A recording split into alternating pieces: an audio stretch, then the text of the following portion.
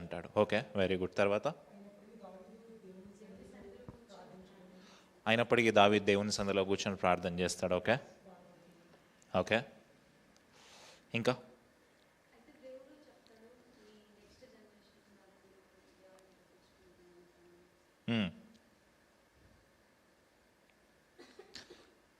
Okay, very good. ఎక్కడున్నాము ఇప్పుడు? 2 సమూయేలు గ్రంథం 8వ అధ్యాయంలోకి వచ్చేద్దాం. 8వ అధ్యాయము మొదటి వచనంలోకి వద్దాము. ఈరోజు టైటిల్ ఏంటయ్యా అంటే, ఈరోజు మనం నేర్చుకోవడానికి టైటిల్ ఏంటయ్యా అంటే దావీదు విజయాలు. దావీదు విజయాలు అనండి. సో దావీదు యుద్ధాలు చూస్తూ ఉంటాము, దావీదు యుద్ధనీతి చూస్తాము, దావీదు రాజనీతి చూస్తాము, దావీదు విజయాల్ని మనము 1 by 1 గమనిస్తూ ఉంటాము. 8వ అధ్యాయము 1వ వచనం చదువుదాం. దావీదు ఫిలిష్తీయులను ఓడించి లోబర్చుకొని వారి వశంలో నుండి మెతగెమ్మాను పట్టుకొనెను. ఒకసారి ఆ వచనం మళ్ళీ చదువుదామా?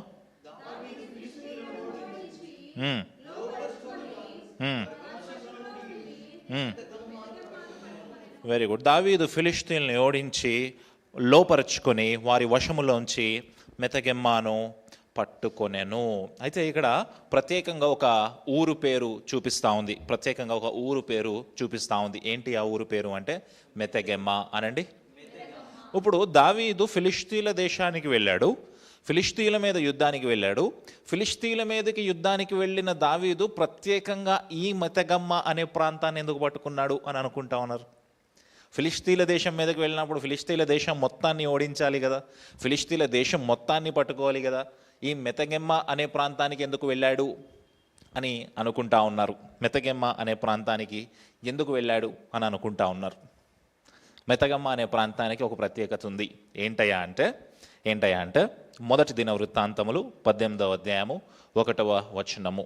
మొదటి దిన వృత్తాంతములు 18వ అధ్యాయము 1వ వచనము.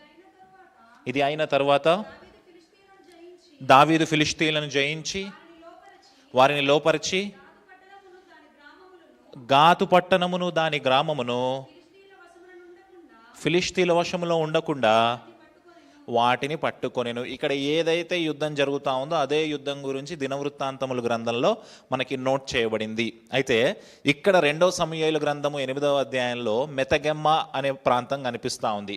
అక్కడ దినవృత్తాంతంలో ఏం కనిపిస్తూ ఉంది? మనకి గాతు కనిపిస్తూ ఉంది. అంటే గాతుకి మరో పేరేంటయ్యా అంటే మెతగెమ్మ. గాతుకి మరో పేరేంటి? మెతగెమ్మ. గాతులో ఉన్న ఒక చోటు మెతగెమ్మ అని కూడా అంటూ ఉంటారు. అయితే గాతు అనే పట్టణం దేనికి ఫేమస్? గాతు అనే పట్టణము దేనికి ఫేమస్ ఏమైనా గుర్తుందా?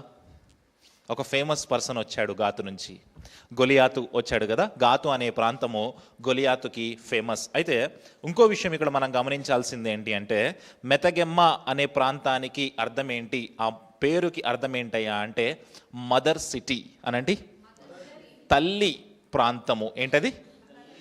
ఒకవేళ మన పరిభాషలో చెప్పుకోవాలంటే హృదయము అనుకోవాలి. ఏమనుకోవాలి? హార్ట్ ఆఫ్ ది సిటీ అంటాం కదా. అలాగా ఫిలిష్తీయులకి హార్ట్ ఆఫ్ ది సిటీ ఏదైతే ఉందో అది మెతగెమ్మ. ఫిలిష్తీయులకి హార్ట్ ఆఫ్ ది సిటీ ఏంటయ్యా అంటే అది మెతగెమ్మ. ఇప్పుడు దావీదు యుద్ధానికి వెళ్ళేటప్పుడు ఏమనుకున్నాడు తెలుసా? నేను ఫిలిష్తీయుల దేశం మొత్తం మీదకి దండెత్తి వెళ్ళడం దేనికి? ఫస్ట్ హార్ట్ ఆఫ్ ది సిటీని కొడతాను, ఎక్కడైతే దాని స్ట్రాంగెస్ట్ పాయింట్ ఉందో అక్కడ దెబ్బ కొడతాను. అక్కడ ఆ పిల్లర్ దగ్గర ఎప్పుడైతే దెబ్బ కొడతానో, పిల్లర్ ఎప్పుడైతే పడిపోతుందో మొత్తం ఏం కూలిపోతుంది? బిల్డింగ్ కూడా కూలిపోతుంది. అలాగా ఫిలిష్తీయుల దేశానికి పిల్లర్ ఏదైతే ఉందో ఆ పిల్లర్ అయిన మెతగెమ్మ ప్రాంతాన్ని దావీదు పట్టుకున్నాడు. పిల్లర్ అయిన మెతగెమ్మ ప్రాంతాన్ని దావీదు పట్టుకొని దాన్ని కూల్చేశాడు. మరి ఈ మాట ద్వారా మనం ఏం నేర్చుకోవాలయ్యా అంటే ఫస్ట్ మన జీవితంలోకి పాపము ఎంటర్ అయినప్పుడు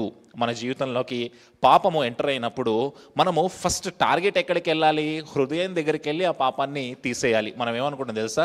నేను నా కళ్ళతోటి పాపం చేస్తున్నాను కాబట్టి కళ్ళు పీకేస్తాను, అది ఓకే. కానీ ఫస్ట్ ఎక్కడ పోవాలి? అది నీ కళ్ళు పీకే ముందు పాపం ఎక్కడి నుంచి పోవాలి?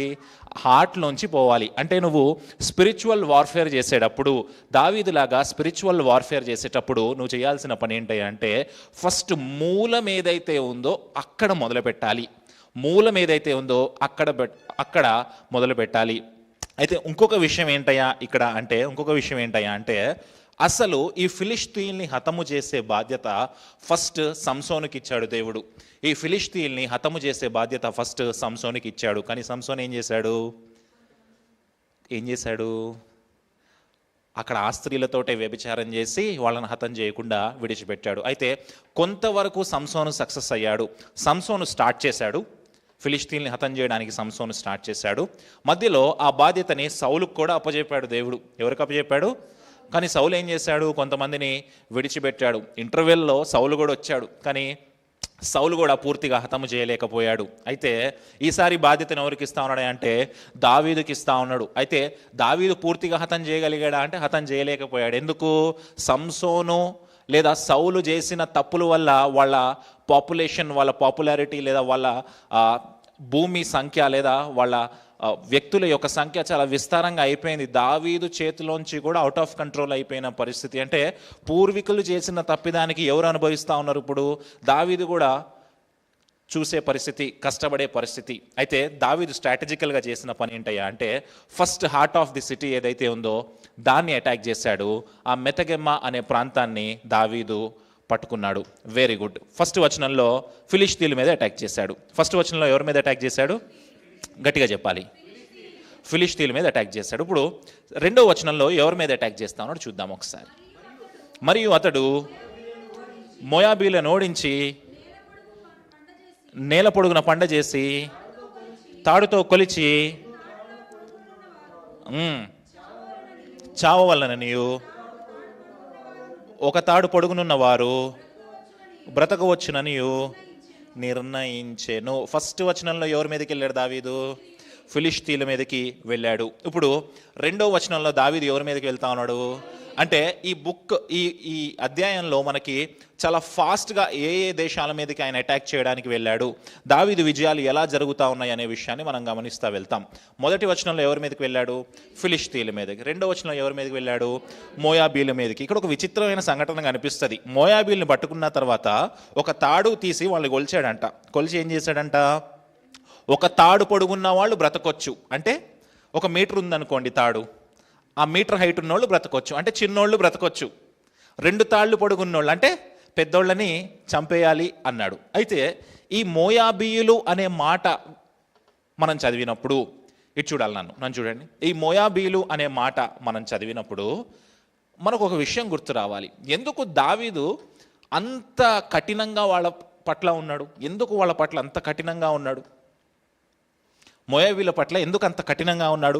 నిజంగా దావీదు మోయాబీల పట్ల అంత కఠినంగా ఉండాల్సిన పరిస్థితి కాదు. ఎందుకు చెప్పాలా? మీకు గుర్తుందో లేదో, దావీదు గారు తాతమ్మ ఎవరు? రూత్ ఎవరు?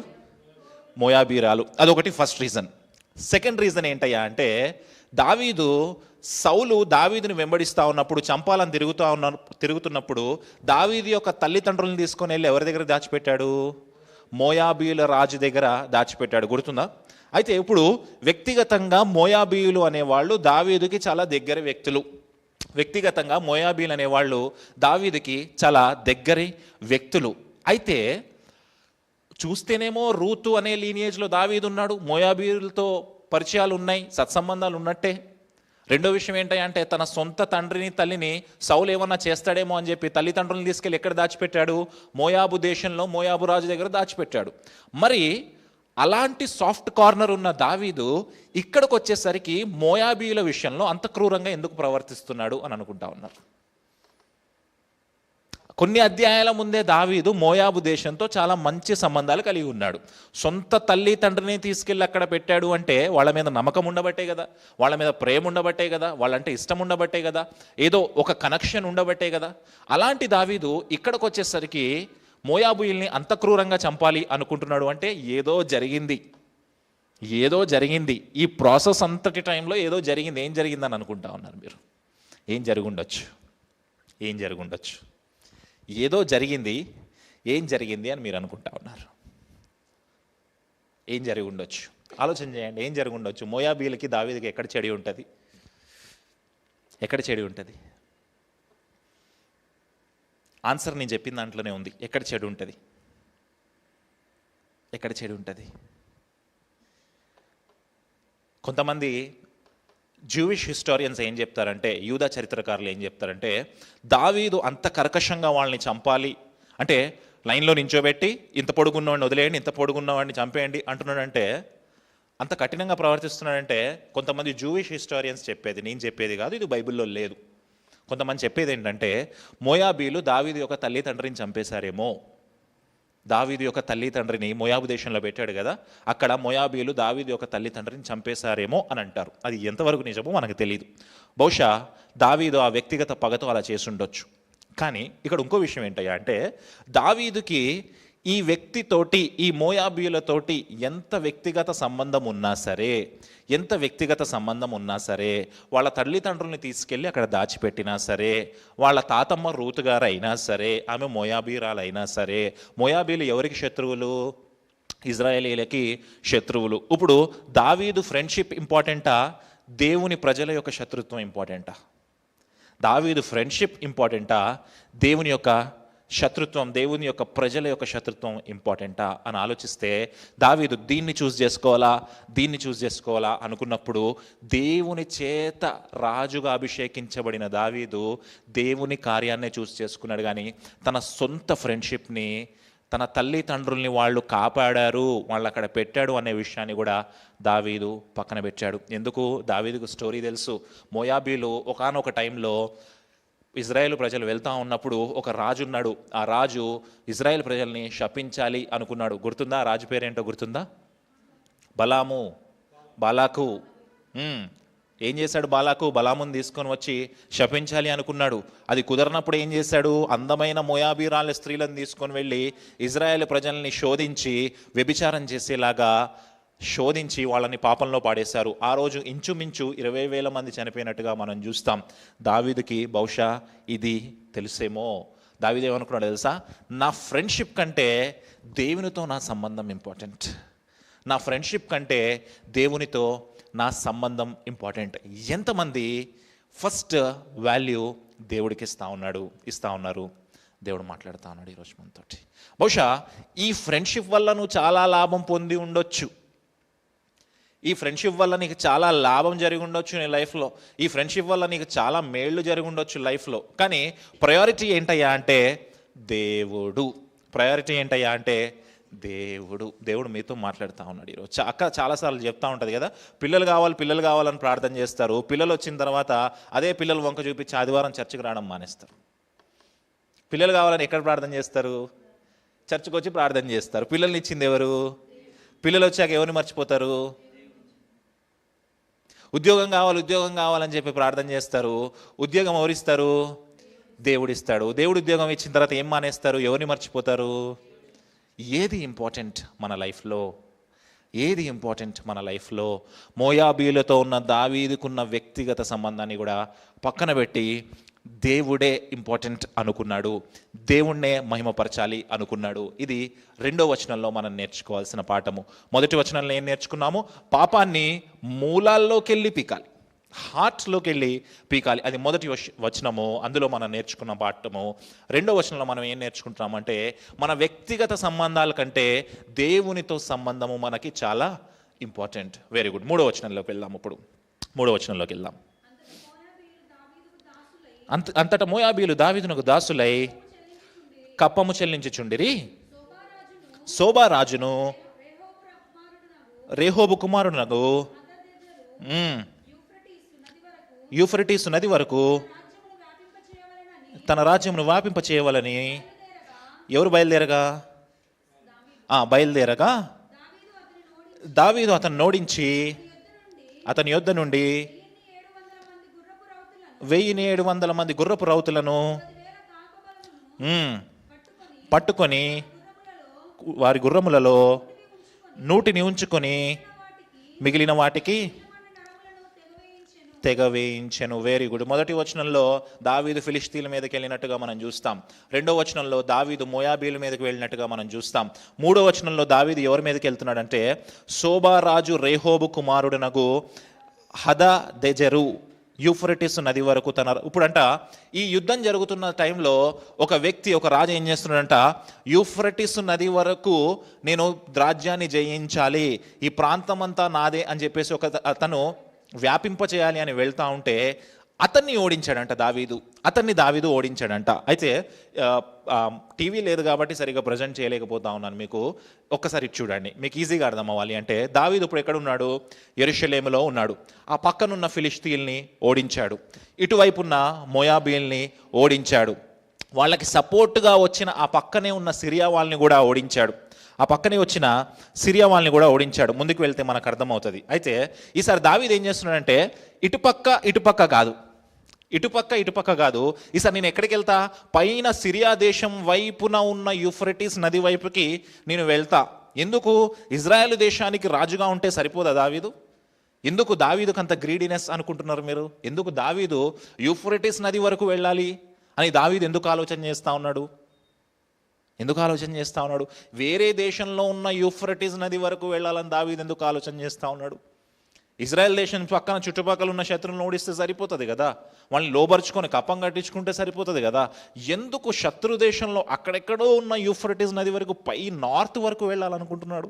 ఇక్కడ వెస్ట్లో ఓడించాడు, ఈస్ట్లో ఓడించాడు, పైకి నార్త్ లోపల కూడా దావీదు ఎందుకు చొచ్చుకొని పోవాలని ఆలోచన చేస్తూ ఉన్నాడు అంటే ఒక రీజన్ ఉంది.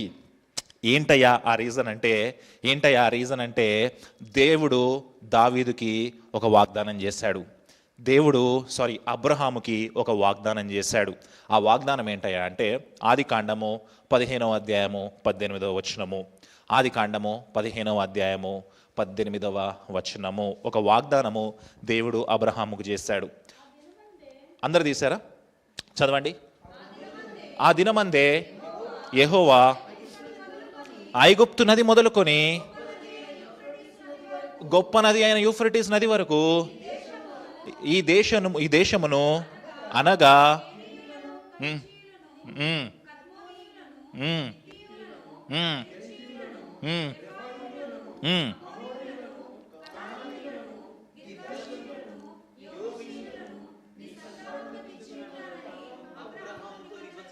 నీ సంతానముకి ఇచ్చేదనని ఎవరు నిబంధన చేశారు? దేవుడు. ఎవరికి నిబంధన చేశాడు? అబ్రహాముకి. ఒకసారి నన్ను చూడండి. మనం ఏమనుకుంటాం తెలుసా? వాగ్దాన భూమి, వాగ్దాన దేశము అంటే మనం ఏమనుకుంటాం తెలుసా? మన మైండ్లో ఏముంటుంది తెలుసా? ఆ ఇజ్రాయెల్ మ్యాప్ ఒకటే ఉంటుంది. కానీ అబ్రహాముకి దేవుడు చేసిన వాగ్దానం ఏంటి తెలుసా? కింద సౌత్లో ఉన్న ఐగుప్తు నుంచి, ఆ పైన ఇజ్రాయెల్ దేశం నుంచి, ఆ పైన యూఫ్రటీస్ నది ఉంది కదా, అక్కడ వరకు నీ సంతానానికి నేను ఇస్తాను అని అబ్రహాముకు వాగ్దానం చేశాడు దేవుడు. ఇప్పుడు ఆ అబ్రహాము సంతానం నుంచి ఎవరు వచ్చారు మనకి ఇక్కడ? ఆ వాగ్దానము దావీదు గుర్తు చేసుకున్నాడు. ఏమన్నాడు తెలుసా? దేవుడు నాకు ఇచ్చిన వాగ్దానము అక్కడ వరకు. దేవుడు నాకు ఇచ్చిన వాగ్దానం 10 రూపాయలు కాదు, దేవుడు నాకు ఇచ్చిన వాగ్దానము 1 కోటి రూపాయలు. హల్లెలూయా. ఇప్పుడు డబ్బుల గురించి మాట్లాడట్లేదు, నేను జనరల్గా చెప్తా ఉన్నా మీకు మాట. అబ్రహాముకి ఏదైతే దేవుడు వాగ్దానం చేశాడో ఆ వాగ్దానం దావీదు గుర్తు చేసుకొని, నేను ఇక్కడ ఓడించేసి దేవుని మహింపరచడం కాదు, నేను ఎక్కడ వరకు ఓడిస్తానో తెలుసా శత్రువుని?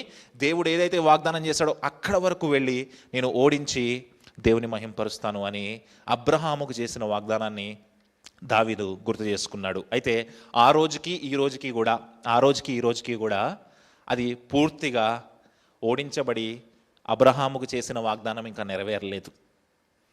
ఎక్కడి నుంచి వాగ్దానం చేశాడు? ఐగుప్తు నుంచి యూఫ్రటీస్ నది వరకు. దావీదు ఇజ్రాయెల్ నుంచి ఎక్కడి వరకు వెళ్ళాడు? యూఫ్రటీస్ నది వరకు వెళ్ళి ఓడించాడు. కానీ కింద ఒకటి మిగిలిపోయింది కదా, ఆ ఐగుప్తు ఇజ్రాయెల్ ప్రజల వశంలోకి రాలేదు. ఎప్పుడు వస్తుంది తెలుసా? ఏమని వాగ్దానం చేశాడు అబ్రహాముకి దేవుడు? నీ సంతానముకి నేను ఆ దేశాన్ని ఇస్తానడు కదా, ఆ సంతానంలోంచి వచ్చిన వాడే దావీదు సంతానం నుంచి ఎవరు వచ్చారు? యేసుక్రీస్తు వచ్చాడు. యేసుక్రీస్తు ప్రపంచాన్ని ఏలబోతా ఉన్నాడు. యేసుక్రీస్తు సింహాసనం వేసుకొని కూర్చోబోతా ఉన్నాడు. ఐగుప్తు నుంచి యూఫ్రటీస్ మాత్రమే కాదు, ప్రపంచ దేశాలన్నిటినీ ఆయన ఏలబోతా ఉన్నాడు. హల్లెలూయా. ఆ వాగ్దానము నెరవేరబోతా ఉంది. కానీ ఆ వాగ్దానం కోసం ఫస్ట్ ప్రయత్నం ఎవరు చేశారు తెలుసా? దావీదు చేశాడు. మరి ఈరోజు దేవుడు ఈ తెలుగు రాష్ట్రాలని నీకు వాగ్దానం చేశాడు కదా, ఈ భారతదేశాన్ని నీకు వాగ్దానం చేశాడు కదా, కానీ మనం ఎక్కడ ఆగిపోయాము? సౌత్లో ఆగిపోయాం. సిఎస్ఐ చర్చ్ గురించి విన్నారా ఎప్పుడన్నా? చర్చ్ ఆఫ్ సౌత్ ఇండియా విన్నారా? చర్చ్ ఆఫ్ సౌత్ ఇండియా తెలీదా? సిఎస్ఐ చర్చ్ అంటాం కదా. మరి చర్చ్ ఆఫ్ సౌత్ ఇండియా ఉన్నప్పుడు చర్చ్ ఆఫ్ నార్త్ ఇండియా ఉండాలి కదా, లేదెందుకు? చర్చ్ ఆఫ్ సౌత్ ఇండియా ఉన్నప్పుడు చర్చ్ ఆఫ్ వెస్ట్ ఇండియా ఉండాలి కదా, లేదెందుకు? చర్చ్ ఆఫ్ ఈస్ట్ ఇండియా ఉండాలి కదా, church of north east India కూడా ఉండాలి కదా, లేదెందుకు? దేవుడు భారతదేశాన్ని కదా మనకు వాగ్దానం చేసింది. మనం ఎక్కడ ఆగిపోయాము? సౌత్లో, హైదరాబాద్లో ఆగిపోయాము. దేవుని చిత్త ప్రకారం, దేవుని కృపను బట్టి మన చర్చ్ అక్కడ యూఫ్రటిస్ నది వరకు వెళ్ళునుగాక. గట్టిగా చెప్పాలి.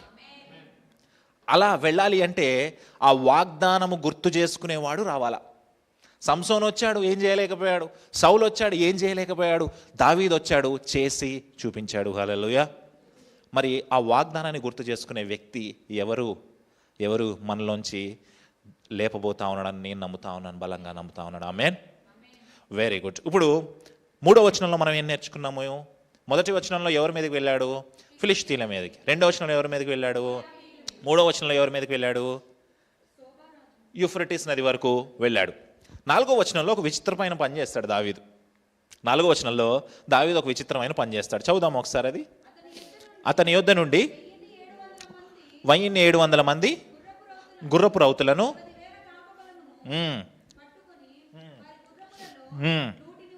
నూటిని ఉంచుకొని మిగిలిన వాటికి చీలమండ నరములను. Very good. ఏం చేశాడంట? 1700 మంది గుర్రపు రౌతులను పట్టుకున్నాడట, గుర్రాలను పట్టుకున్నాడట దావీదు. ఎన్ని గుర్రాలని? ఇటు చూడండి, నన్ను చూడండి. ఎన్ని గుర్రాలు పట్టుకున్నాడు? అందులో 100 ఉంచుకున్నాడంట. మిగతా ఆటి మోకాలు నరికేసి చంపేశాడంట.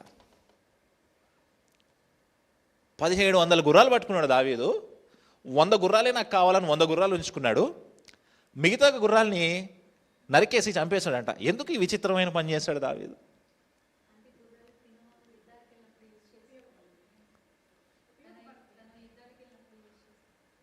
మొత్తం 1700 ఉంచుకోవచ్చు కదా, మొత్తం 1700 ఉంచుకోవచ్చు కదా. మిలిటరీ స్ట్రెంత్ పెరుగుతుంది కదా, గుర్రపు బలం పెరుగుతుంది కదా. ఇమాజిన్ చేయండి, దావీదు దగ్గర ఒక 2000 గుర్రాలు ఉన్నాయి, అక్కడ నుంచి 2000 గుర్రాలు తెచ్చుకున్నాడు. 4000 గుర్రాల్లో దావీదు వెళ్తా ఉంటే ఆలోచన చేయండి.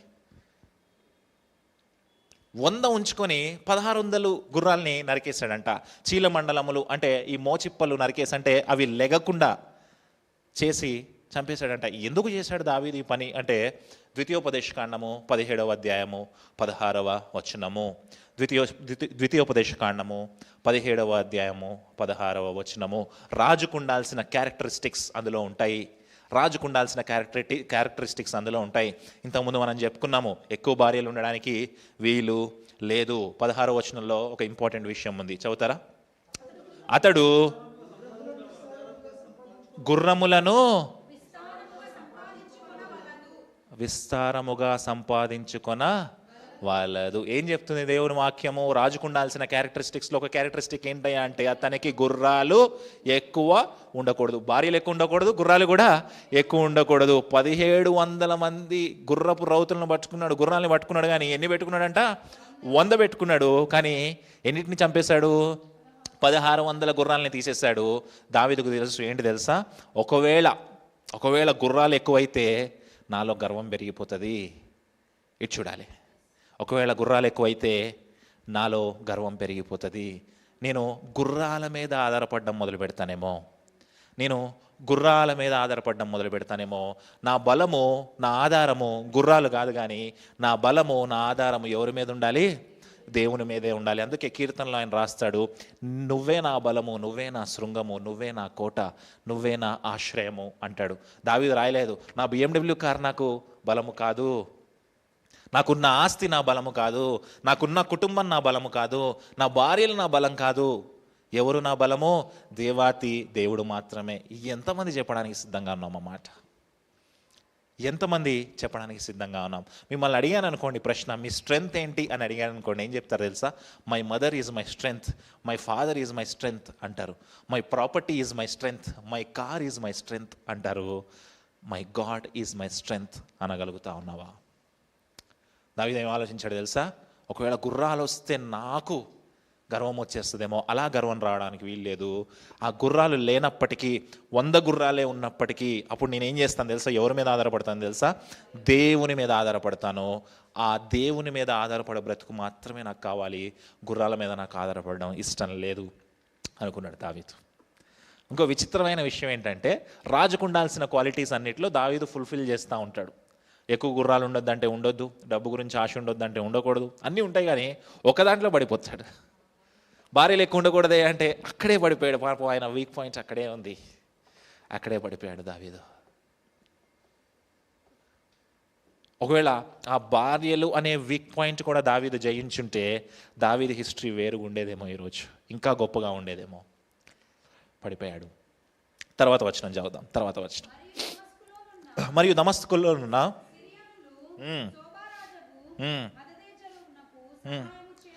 సహాయం చేయరాగా దావీదు సిరియనులోను 20,000 మందిని ఓడించి దమస్కు వశమునున్న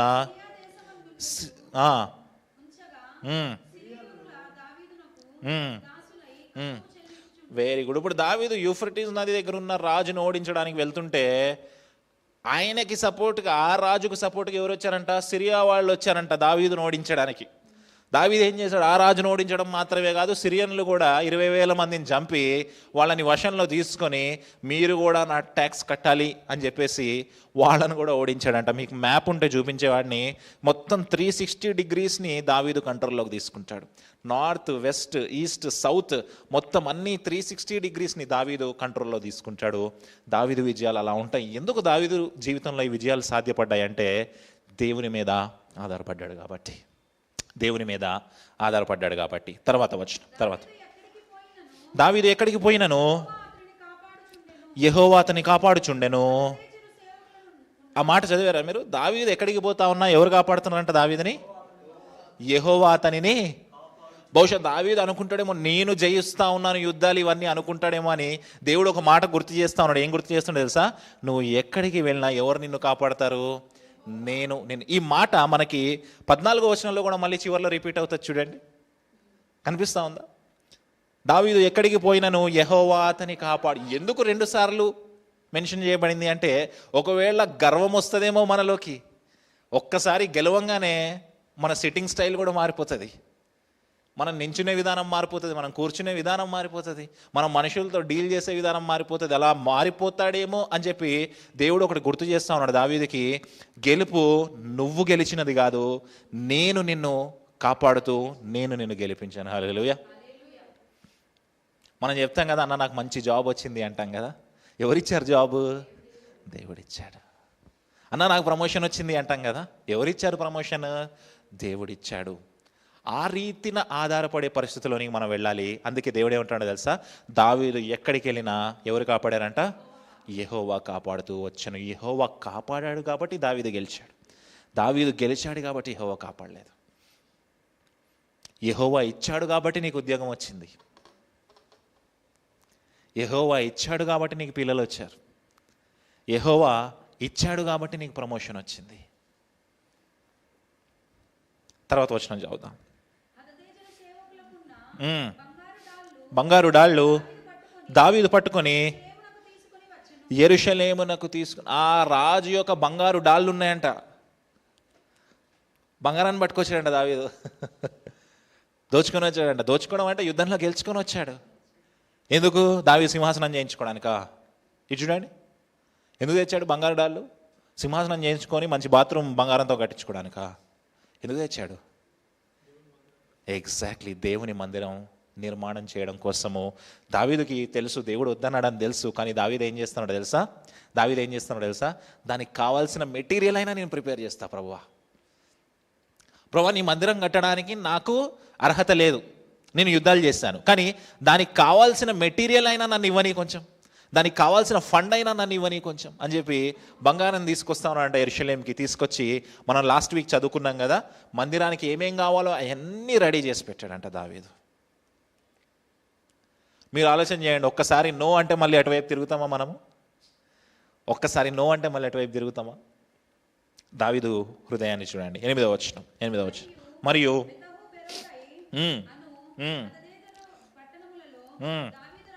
దావీదు రాజు విస్తారమైన ఇత్తడి, ఇందాకేమో బంగారం పట్టుకున్నాడు, ఇప్పుడేమో ఇత్తడి పట్టుకున్నాడు. ఎక్కడ తీసుకొస్తున్నాడు ఇవన్నీ? యెరూషలేం తీసుకొస్తున్నాడు. యెరూషలేంకి ఎందుకు తీసుకొస్తున్నాడు? దేవుని మందిరం కోసం తీసుకొస్తా ఉన్నాడు. మందిరం కోసం తీసుకొస్తా ఉన్నాడు. తర్వాత వచ్చిన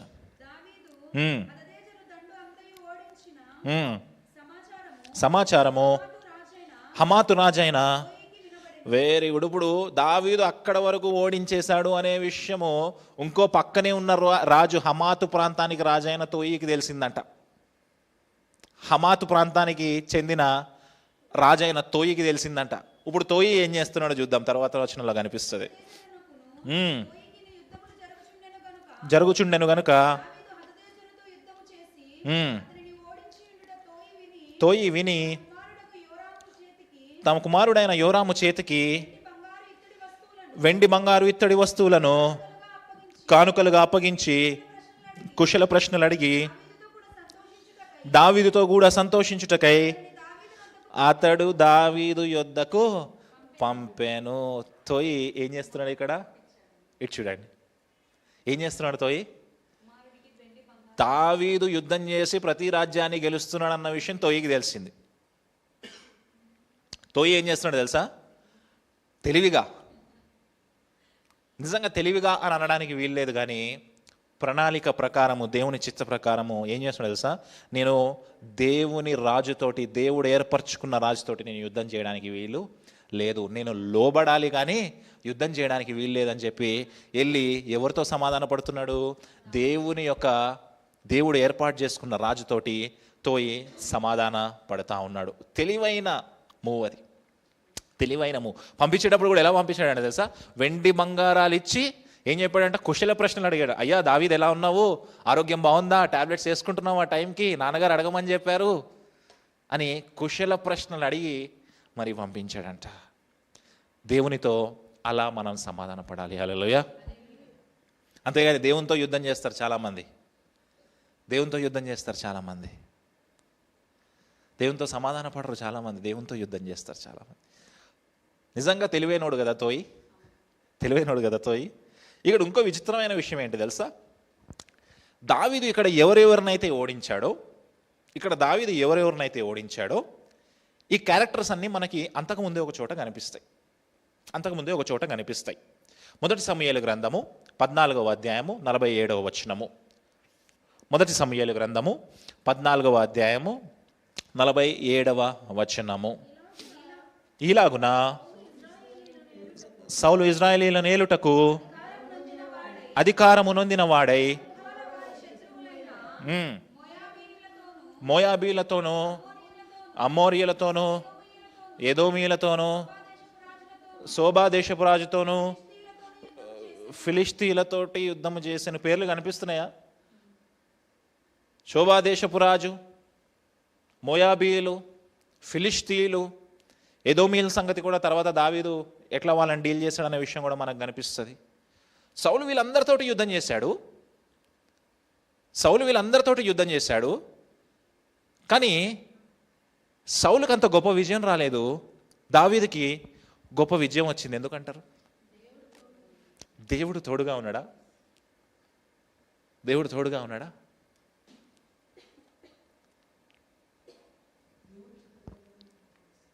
ఎగ్జాక్ట్లీ, దేవుడు చిత్త ప్రకారం చేస్తాడు. ఇంకెందుకు అయి ఉంటుంది? సౌలు సేమ్ శత్రువులతోటి ఫైట్ చేశాడు. సౌలుకి రాని ఘనత దావీదుకి ఎందుకు వచ్చింది? దావీదు కూడా సేమ్ ఎనిమీస్ తోటి ఫైట్ చేశాడు కదా. ఎవరు ఇలాగా తోయిలాగా ఎవరన్నా వచ్చి నేను నీకు సమర్పించుకుంటాను అని చెప్పేసి కుశల ప్రశ్నలు అడిగి రాజీ పడినట్టుగా అలాంటి గొప్ప విజయము సౌలు జీవితంలో కనపడదు. ఎందుకు?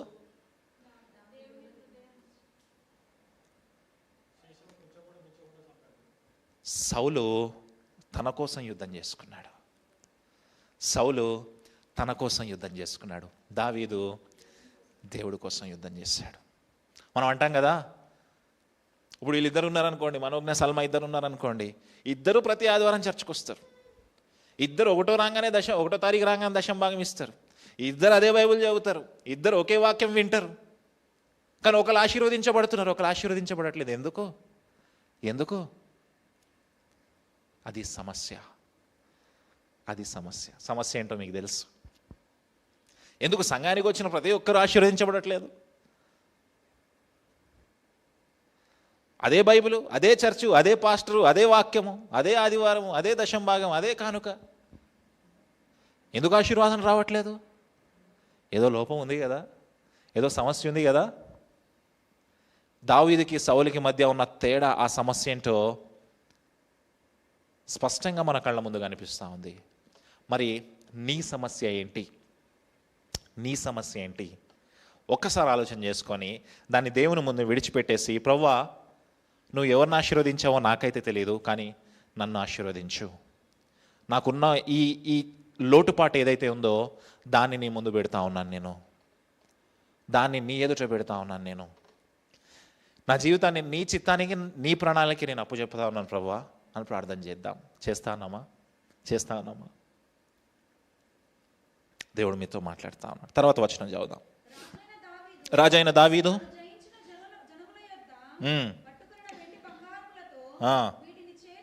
వీటిని చేర్చి యెహోవాకు ప్రతిష్ఠించెను.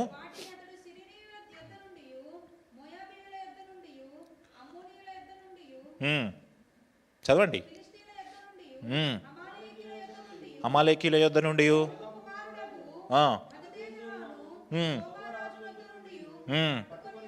పట్టుకొని ఉండెను. దావీదు ఉప్పులోయలో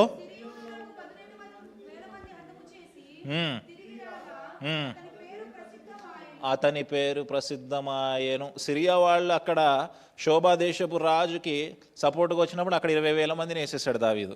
ఎంతమందిని వేసాడు? ఈసారి ఏం చేస్తున్నాడు తెలుసా? వీళ్ళని ఇట్లా చేస్తే కుదరదు, ఈసారి ఉప్పు లోయ దగ్గరికి వెళ్తాను. ఈ ఉప్పు లోయ ఎక్కడ ఉంటుంది అంటే మృత సముద్రం దగ్గర ఉంటుంది, డెడ్ సీ దగ్గర ఉంటుంది. సాల్ట్ లేక్ అంటాం కదా మనము, అక్కడ ఉంటుంది. ఆ ఉప్పు లోయ దగ్గరికి వెళ్ళి మరి ఈసారి ఎంతమందిని వేసేస్తా ఉన్నాడు దావీదు? ఎంతమందిని? 18,000 మందిని చంపేశాడు. చంపేసిన తర్వాత ఏమైందంట?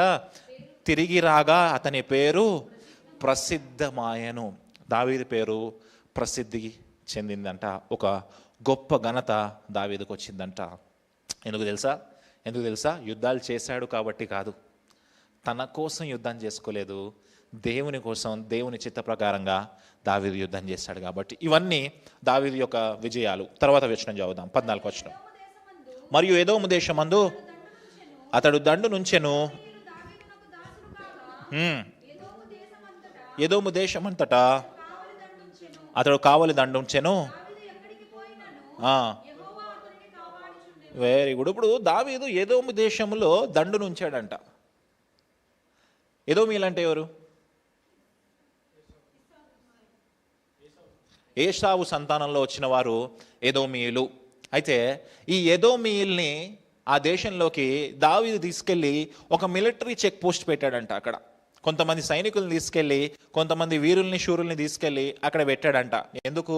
ప్రతిదీ మనం యుద్ధంతో గెలవాల్సిన పని లేదు, మనం నోటి మాటతోటి, దేవుని యొక్క భయంతో వాళ్ళని లోబర్చుకోవచ్చు అని చెప్పి ఎదోమీయుల్ని లోబర్చుకున్న తర్వాత అక్కడ తీసుకెళ్ళి కొంతమంది సైనికుల్ని అక్కడ పెట్టాడంట. ఎందుకు పెట్టారంటారు?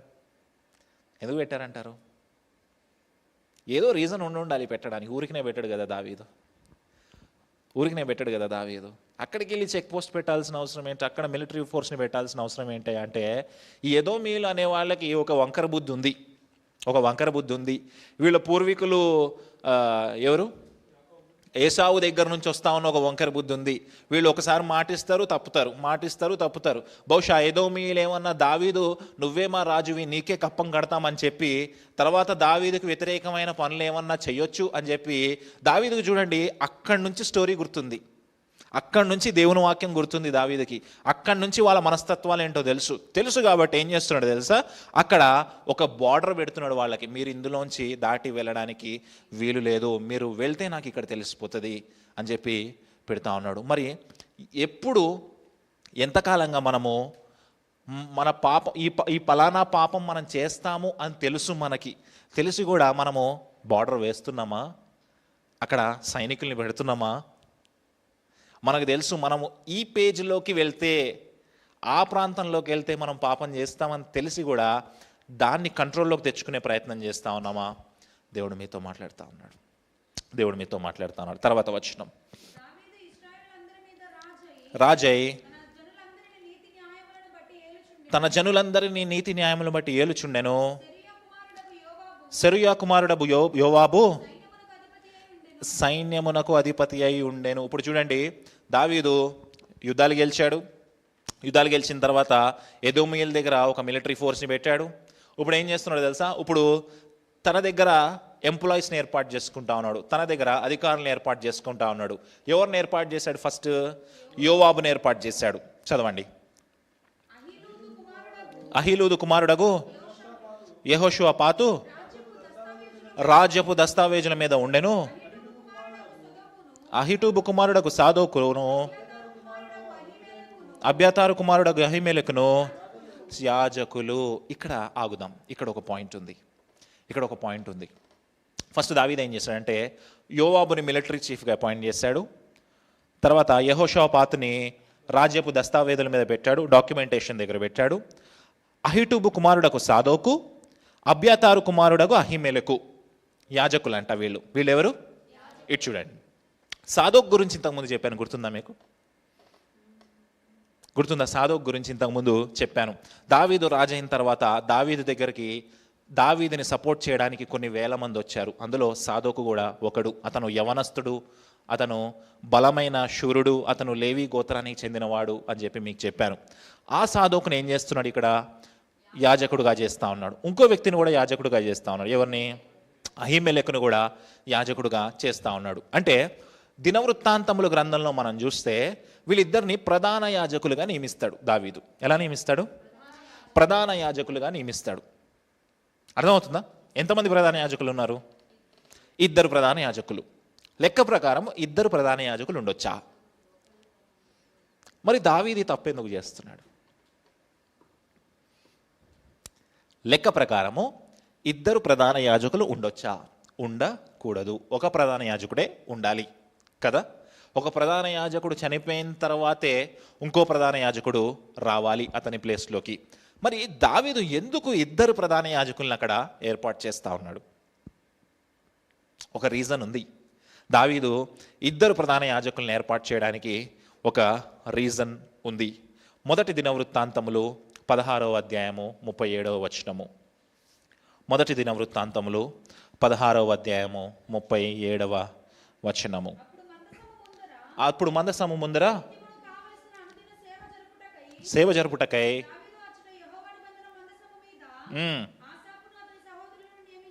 ఆసాపును అతని సహోదరులను ఎక్కడ నియమించాడు? దేని దగ్గర కాపలా కాయడానికి?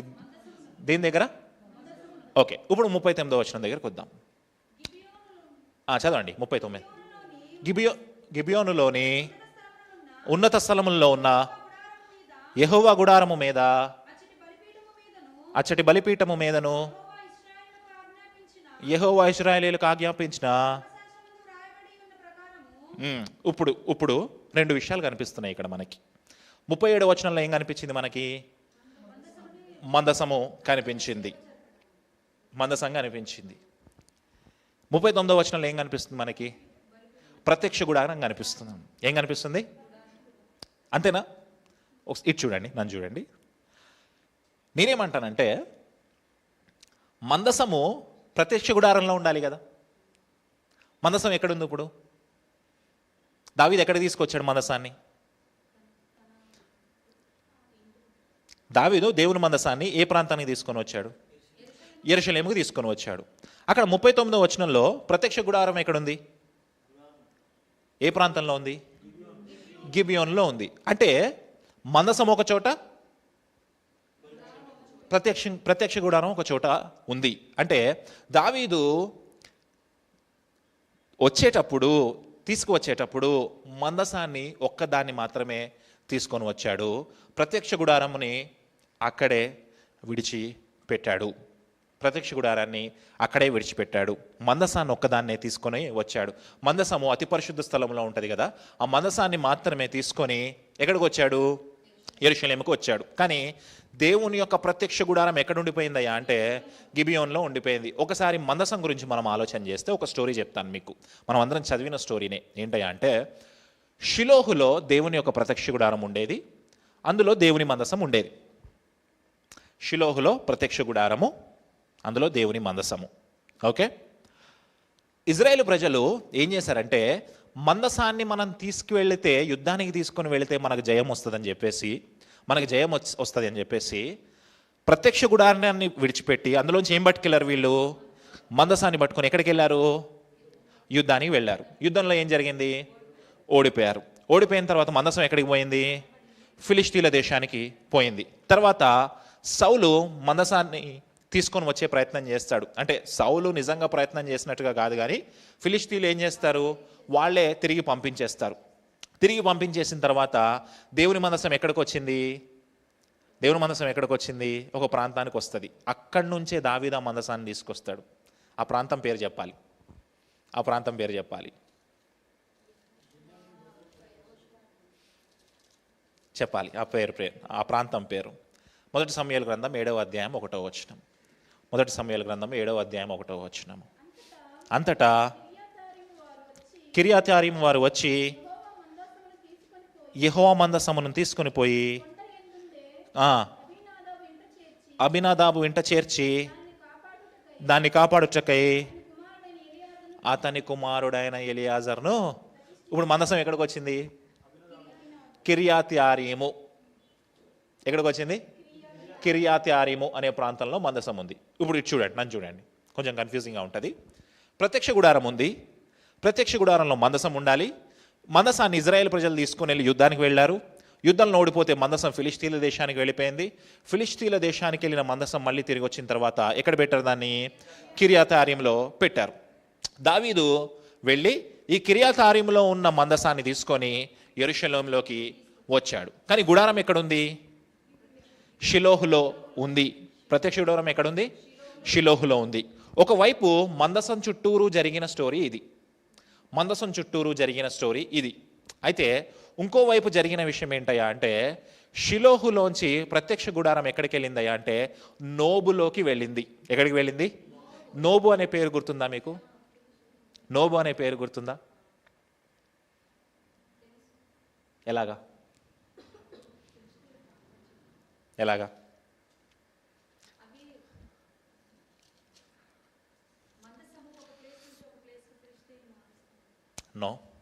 నోబు అనే ప్రాంతానికి ఒక మంచి ఇది ఉంది. ఆ నోబు ప్రాంతంలో ఒక విషయం జరుగుతుంది, గుర్తు తెచ్చుకోండి బాగా.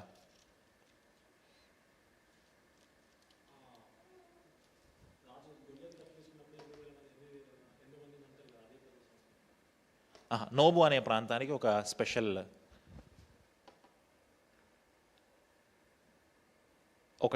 ఉంది. మొదటి సమూయేలు గ్రంథం 21వ అధ్యాయం.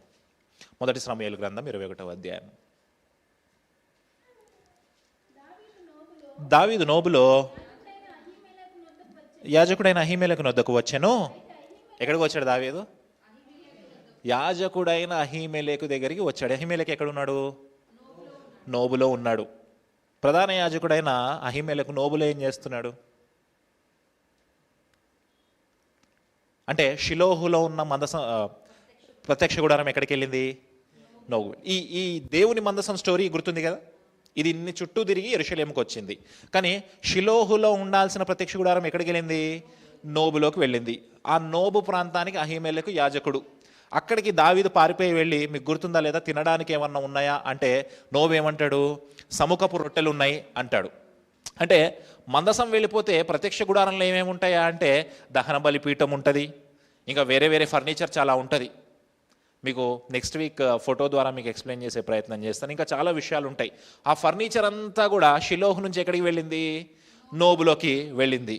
నోబులో యాజకుడు దావీదుకు హెల్ప్ చేసిన తర్వాత యాజకుడిని, అతని పిల్లల్ని కూడా సౌలు చంపేస్తాడు. ఎంతమందిని చంపుతాడు అక్కడ? 80 మందిని చంపుతాడు. చంపిన తర్వాత సౌలు చేసిన పని ఏంటో తెలుసా? నోబులో ఉన్న దేవుని ప్రత్యక్ష గుడారాన్ని గిబియోనికి పట్టుకుపోతాడు. ఎక్కడ పట్టుకెళ్తాడు? గిబియోనికి పట్టుకు వెళ్తాడు. షిలోహు నుంచి నోబుకు వెళ్ళింది, నోబులోంచి గిబియోనికి వెళ్ళింది. ఏంటి? ప్రత్యక్ష గుడారము. అదే చదివామా మనము. ఇప్పుడు ప్రత్యక్ష గుడారం ఎక్కడుంది? గిబియోన్లో ఉంది. మందసం ఎక్కడుంది? యెరూషలేములో ఉంది. యెరూషలేములో ఉంది. ఇప్పుడు దావీదు ఇద్దరు ప్రధాన యాజకులను ఎందుకు ఏర్పాటు చేస్తాడు అర్థమైందా? ఎందుకు ఏర్పాటు చేశాడు? ఒకళ్ళు మందసాన్ని చూసుకోవడానికి, ఇంకొకళ్ళు ప్రత్యక్ష గుడారాన్ని చూసుకోవడానికి. ఇప్పుడు చెప్పండి, దావీదు మంచి పని చేస్తాడా చెడ్డ పని చేస్తాడా? మంచి పని చేశాడు, మంచి పనే చేశాడు. అర్థమైంది కదా? ఇప్పుడు ఇద్దరు ప్రధాన యాజకులు ఉండకూడదు కదా అని మీ దగ్గరికి వచ్చి ఎవరన్నా క్వశ్చన్ అడిగితే ఈ ఆన్సర్ చెప్పండి, ఈ ఆన్సర్ చెప్పండి. కానీ ఇక్కడ ఒక విచిత్రమైన విషయం ఏంటి తెలుసా? దావీదు ఇద్దరు ప్రధాన యాజకుల్ని ఏర్పాటు చేశాడు కదా. ఇలాంటి ఇద్దరు ప్రధాన యాజకులు ఉండడము ఇంకో చోట కూడా జరుగుతుంది. ఎక్కడ? ఎగ్జాక్ట్లీ అన్నా కైపా దగ్గర చదువుతా. యేసుక్రీస్తు వచ్చినప్పుడు లూకాసు వార్తలో మనకి 3వ అధ్యాయంలో కనిపిస్తుంది. యేసుక్రీస్తు వచ్చినప్పుడు అక్కడ ఎంతమంది ప్రధాన యాజకులు ఉంటారు? ఇద్దరు ప్రధాన యాజకులు ఉంటారు, అన్న కైపా. అర్థమవుతుందా? దావీదు జీవితము, యేసుక్రీస్తు జీవితము సిమిలారిటీస్. ఇద్దరు ప్రధాన యాజకులను ఏర్పాటు చేశాడు. తర్వాత చూద్దాం. సెరాయా లేఖకుడు, యెహోయాదు కుమారుడగు బెనాయా అధిపతి, దావీదు కుమారులు సభాముఖ్యులు. ఇక్కడ ఇంకొక విషయం ఉంటుంది. కెరేతీయులు పెలేతీయులు అనే వాళ్ళు ఎవరయ్యా అంటే ఫిలిష్తీయుల్లో ఒక తెగకు సంబంధించిన వాళ్ళు. కెరేతీయులు పెలేతీయులు ఎవరయ్యా అంటే ఫిలిష్తీయుల్లో ఒక తెగకు సంబంధించిన వాళ్ళు. వాళ్ళ బాడీ చాలా దృఢంగాను చక్కగా ఉంటుంది. వాళ్ళని బాడీ గార్డ్స్గా యూజ్ చేయడం కోసము దావీదు ఫిలిష్తీయుల దేశానికి వెళ్ళి ఓడించాడు కదా, ఆ దేశంలో ఉన్న కొంతమందిని తీసుకొచ్చి బాడీ గార్డ్స్గా పెట్టుకున్నాడంట. కొంతమందిని బాడీ గార్డ్స్గా పెట్టుకున్నాడంట. దానికి అధిపతిగా ఎవరిని పెట్టాడు? బెనాయాని పెట్టాడు. వాళ్ళ మీద అధిపతిగా ఎవరిని పెట్టాడు? బెనాయాని పెట్టాడు. అయితే ఇదంతా ఆలోచిస్తూ ఉండండి మీరు, ఇదంతా ఆలోచిస్తూ ఉండండి. దావీదు యుద్ధం చేసి గెలవడం మాత్రమే కాదు, తన బుర్రతో కూడా ప్రతి ఒక్కరిని గెలుస్తున్నాడు. ఏదో మీల్ దగ్గర ఒక చెక్ పోస్ట్ పెట్టాడు, ఇద్దరు యాజకులను ఏర్పాటు చేశాడు. ఇక్కడేమో వీళ్ళ మీద, ఈ బాడీ గార్డ్స్ మీద బెనాయాని పెట్టాడు. ఈ బెనాయా కొత్త క్యారెక్టర్ ఎవరు? ఈ బెనాయా కొత్త క్యారెక్టర్ ఎవరయ్యా అంటే ఈ బెనాయా తర్వాత యోవాబుని చంపేస్తాడు. ఈ బెనాయా తర్వాత యోవాబుని చంపేస్తాడు. ఎందుకయ్యా అంటే సొలొమోనుకు వ్యతిరేకంగా అదోనియా యుద్ధాన్ని ఏర్పాటు చేస్తూ ఉంటాడు. యుద్ధం జరిగించాలి అని ఏర్పాటు చేస్తూ ఉంటాడు దావీదుకు వ్యతిరేకంగా, సొలొమోనుకు వ్యతిరేకంగా. ఆ యుద్ధానికి ఎవరు అధ్యక్షత వహిస్తారు అంటే యోవాబు అధ్యక్షత వహిస్తాడు. ఆ యోవాబుని చంపేసిన వ్యక్తే ఈ బెనాయా. ఆ యోవాబుని చంపేసిన వ్యక్తే ఈ బెనాయా. అంటే దావీదుకి ఫ్యూచర్ గురించి ఆలోచన తెలుసు. యోవాబుని అధ్యక్షుడిగా పెట్టుకున్నాడు, కానీ యోవాబు ఎప్పుడో అప్పుడు ముళ్ళు అవుతాడు, యోవాబు వల్ల ఎప్పుడో అప్పుడు సమస్య వస్తుంది అనే విషయము దావీదుకు తెలుసు. అందుకే ఒక నమ్మకమైన దాసుడిని పక్కనే పెట్టుకున్నాడు. యోవాబుని చంపేంత దాసుడు ఎవరున్నారు అక్కడ అంటే బెనాయా అనే వ్యక్తి ఉన్నాడు. ఈ బెనాయా ఎంత ఫియర్స్ఫుల్ మ్యాన్ అయ్యా అంటే వెళ్ళి యోవాబుని వేసి పడేస్తాడు. యోవాబు యుద్ధనీతి గురించి గుర్తుందా మీకు? యోవాబు యుద్ధనీతి గుర్తుందా? ఒక హోల్ ఉంటుంది, ఆ హోల్లోంచి పైకెక్కి కూడా చంపగలిగేంత గొప్పవాడు. అంతకంటే గొప్పని తీసుకొచ్చి దావీదు పక్కన పెట్టుకున్నాడు. దావీదు మైండ్ గేమ్ అర్థమవుతుందా మీకు? ఇవన్నీ ఎట్లా సాధ్యపడుతున్నాయి దావీదు జీవితంలో?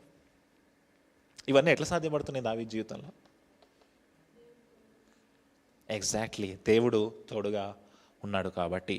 సౌలు జీవితంలో ఎందుకు సాధ్యపడలేదు? దేవుడు తోడుగా లేడు కాబట్టి. ఇప్పుడు మనం ఆలోచన చేద్దాం. దేవుడు తోడుగా ఉంటే శత్రువుల మీద జయం వస్తుంది. దేవుడు తోడుగా ఉంటే ఆశీర్వాదాలు వస్తాయి. దేవుడు తోడుగా ఉంటే యుద్ధనీతి తెలుస్తుంది మనకి. దేవుడు తోడుగా ఉంటే మన బుర్ర కూడా బాగా పనిచేస్తుంది. మన బుర్ర బాగా పనిచేయట్లేదంటే అర్థం ఏంటి? మన మైండ్ పనిచేయట్లేదంటే అర్థం ఏంటి? అది మిమ్మల్ని చాలామందిని అంటూ ఉంటారు కదా, మీ మైండ్ పనిచేయట్లేదు అంటే అర్థం ఏంటి? దేవుడు మాట్లాడుతూ ఉన్నాడు ఈరోజు మీతోటి. దేవుడు మాట్లాడుతూ ఉన్నాడు. ఆ చివరి పాయింట్ చాలా సంక్లిష్టంగా ఉంటుంది చూడండి. దావీదు కుమారులు సభాముఖ్యులు. దావీదు కుమారుల్ని సభాముఖ్యులుగా ఏర్పాటు చేశాడు అంటే చీఫ్ మినిస్టర్స్గా ఏర్పాటు చేశాడు దావీదు. కొన్ని ఇంగ్లీష్ ట్రాన్స్లేషన్స్లో దావీదు కుమారుల్ని యాజకులుగా ఏర్పాటు చేశాడు అని ఉంటుంది. ఎవరి దగ్గర ఉందా ఇంగ్లీష్ ట్రాన్స్లేషన్? అది he appointed them as priests అని ఉంటుంది. డేవిడ్ సన్స్ వేర్, అదేంటి అక్కడేమో యాజకులు ఉంది, ఇక్కడేమో సభాముఖ్యులని ఉంది. దావీదు తన పిల్లల్ని యాజకులుగా ఏర్పాటు చేశాడా లేదా సభాముఖ్యులుగా ఏర్పాటు చేశాడా, చీఫ్ మినిస్టర్స్గా ఏర్పాటు చేశాడా? ఎందుకు ఒక్కొక్క ట్రాన్స్లేటరు ఒక్కొక్కలాగా రాశాడు దాన్ని. ఇంగ్లీష్లో కొన్ని చోట్ల ఏమో రూలర్స్ అనుంది వేరే ట్రాన్స్లేషన్లో, David appointed them as rulers అనుంది. ఇంకొక చోట ఏమనుంది, ప్రీస్ట్స్ అనుంది. ప్రీస్ట్స్ వేరు, రూలర్స్ వేరు కదా. ఇంతకీ దావీదు వాళ్ళని యాజకులుగా ఏర్పాటు చేశాడా లేదా చీఫ్ మినిస్టర్స్గా ఏర్పాటు చేశాడా? ఏదని అనుకుంటా ఉన్నారు మీరు? ఒకవేళ దావీదు వాళ్ళని యాజకులుగా ఏర్పాటు చేస్తే, ప్రీస్ట్గా ఏర్పాటు చేస్తే దావీదు తప్పు చేసినట్టే కదా. ఎందుకు ప్రీస్ట్గా ఎవరు అపాయింట్ అవ్వాలి? లేవి గోత్రం వాళ్ళు ఏర్పాటు అవ్వాలి కదా. మరి దావీదు అక్కడ తప్పు చేస్తూ ఉన్నట్టే కదా. ఒకవేళ ఎవరైనా వేరే మతస్థులు వచ్చి మిమ్మల్ని క్వశ్చన్ అడిగితే ఏం ఆన్సర్ చెప్తారు? ఇక్కడ మాకు 2 ట్రాన్స్లేషన్స్ కనిపిస్తున్నాయి, అక్కడేమో ప్రీస్ట్స్ అని ఉంది, ఇక్కడేమో రూలర్స్ అని ఉంది. అసలు దావీదు ఏమి అపాయింట్ చేశాడు? ప్రీస్ట్గా అపాయింట్ చేశాడా, రూలర్గా అపాయింట్ చేశాడా, యాజకులుగా అపాయింట్ చేశాడా, ముఖ్యులుగా అపాయింట్ చేశాడా?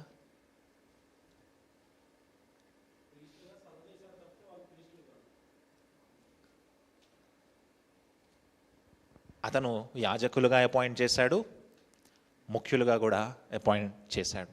ఎందుకు? దావీదు లేవి యాజకత్వంలోంచి రాలేదు. ఎవరి యాజకత్వంలోంచి వచ్చాడు? దావీదుకి ఏమి వాగ్దానం చేయబడింది? మెల్కీసెదెకు యొక్క యాజకత్వము దావీదుకి వాగ్దానం చేయబడింది. దేవుడు దావీదుకి ఏం ప్రామిస్ చేశాడు?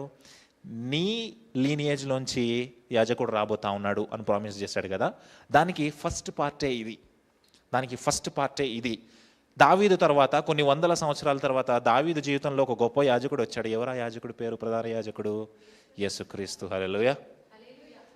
అది స్థిరపరచడం కోసము, దాన్ని చెప్పడం కోసము, ఆ వాగ్దానాన్ని గుర్తు చేయడం కోసము దావీదు యాజకులుగా వారిని ఏర్పాటు చేశాడు. అలాగే ముఖ్యులుగా కూడా వారిని ఏర్పాటు చేశాడు. ఇప్పుడు రేపు పొద్దున ఎవరన్నా వచ్చి క్వశ్చన్ అడిగితే నీళ్ళు నవ్వులుకుంటా నాకు తెలియదండి అనొద్దు. నీళ్ళు నవ్వులుకుంటా నాకు తెలియదు అనకూడదు. దావీదు లేవి క్రమానికి చెందినవాడు కాదు. ఎవరి క్రమానికి చెందినవాడు? మెల్కీసెదెకు క్రమము చొప్పున దావీదు యాజకుడు అవుతాడు, అతని సంతతిలో యాజకులు ఉంటారు అనే వాగ్దానాన్ని దేవుడు దావీదుకి ఇచ్చాడు. కాబట్టి ఆ వాగ్దానం ప్రకారము దావీదు యాజకుల్ని ఏర్పాటు చేశాడు. అర్థమైందా? Very good. 9వ అధ్యాయంలోకి వెళ్దాం.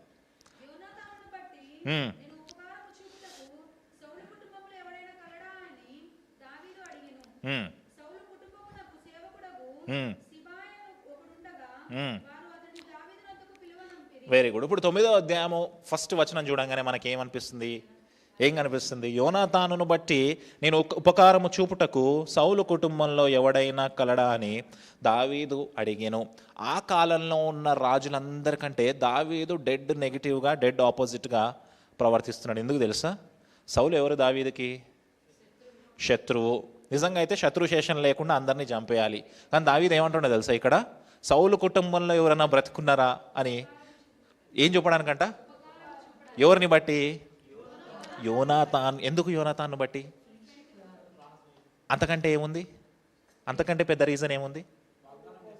ఎగ్జాక్ట్లీ, నిబంధన చేశాడు కాబట్టి. తన ఫ్రెండ్కి చేసిన నిబంధన గుర్తొచ్చింది. ఇప్పుడు ఒక్కొక్క సీన్ని జాగ్రత్తగా చేద్దాం. ఫస్ట్ ఇజ్రాయెల్ దేశాన్ని జయించాడు దావీదు. వెంటనే ఏం చేశాడు? ఇజ్రాయెల్ దేశాన్ని జయించిన తర్వాత ఎవరిని జయించడానికి వెళ్ళాడు? యెరూషలేముని జయించడానికి వెళ్ళాడు. యెరూషలేముని జయించిన తర్వాత ఏం చేశాడు? ఏం తీసుకొచ్చాడు? దేవుని మందసాన్ని తీసుకొచ్చాడు. దేవుని మందసాన్ని తీసుకొచ్చిన తర్వాత దేవుడు దావీదుకు సమాధానం ఇచ్చినా సరే దావీదు ఏం కోరుకున్నాడు? నేను దేవుని మందిరాన్ని కట్టాలి అనుకున్నాడు. ఎప్పుడు? అది 7వ అధ్యాయంలో మనకు కనిపిస్తుంది కదా. తర్వాత 9వ అధ్యాయంలోకి వచ్చేసరికి మందిరం తర్వాత దావీదు ఏం చేస్తున్నాడు? ఇప్పుడు నెక్స్ట్ టాస్క్, నేను సౌలు కుటుంబీకుల్లో ఒకరికి ఏదైనా మేలు చేయాలి. చూడండి, అంతకుముందు అధ్యాయంలో దేవుడికి ఏదైనా చేయాలనుకున్నాడు, ఇక్కడ పక్క వాళ్ళకి ఏదైనా చేయాలనుకుంటా ఉన్నాడు. ఇక్కడ దేవుడికి ఏదైనా చేయాలనుకుంటాడు, ఇక్కడ దావీదు ఊరికనే హృదయానుసారుడు అయిపోలే దేవుడికి. దేవుడికి రీజన్స్ ఉన్నాయి. ఎవరిని మర్చిపోలేదు. ఇక్కడ దేవుని మర్చిపోలేదు, ఇక్కడ ప్రజల్ని కూడా మర్చిపోలేదు, ఇక్కడ సాయాన్ని కూడా మర్చిపోలేదు, నిబంధన మర్చిపోలేదు, ఫ్రెండ్ని మర్చిపోలేదు. యోనాతాను కుటుంబంలో ఎవరన్నా ఉన్నారా? నాకు దావీదు మైండ్ చూస్తూ ఉంటే ఏవేవో ఆలోచిస్తూ ఉంటుంది. ఏదో ఒకటి చేయాలి. You have to do something for God. ఎప్పుడు ఏదో ఒకటి చేయాలి. నేను రాజు అయిపోయాను కదా, చక్కగా పంచభక్ష పరమాణాలతో నేను తిని భార్యలతో ఎంజాయ్ చేస్తూ నేను హ్యాపీగా ఉంటాను కదా. నో, మందసాన్ని తేవాలనుకున్నాడు, యెరూషలేం క్యాప్చర్ చేయాలనుకున్నాడు.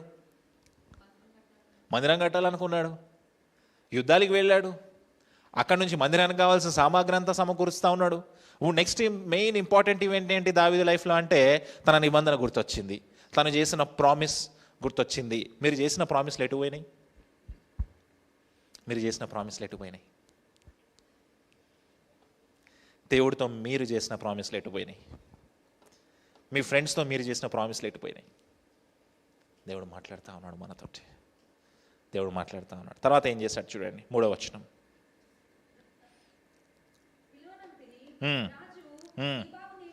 సీబావు నీవే కదా.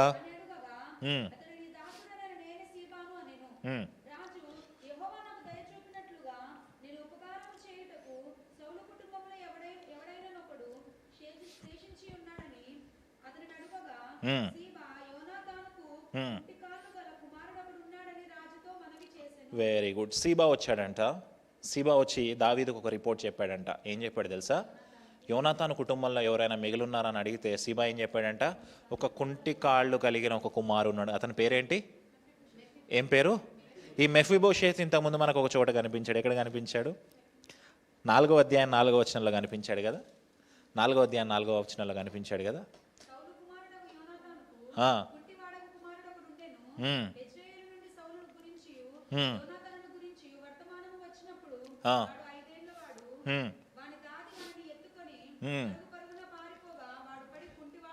వాడు పడి కుంటివాడు మెఫీబోషేతు. ఇప్పుడు ఈ సీబా వచ్చి మెఫీబోషేతు ఉన్నాడు అనే విషయాన్ని దావీదుకి గుర్తు చేస్తా ఉన్నాడు. తర్వాత ఏం జరిగింది చదవండి.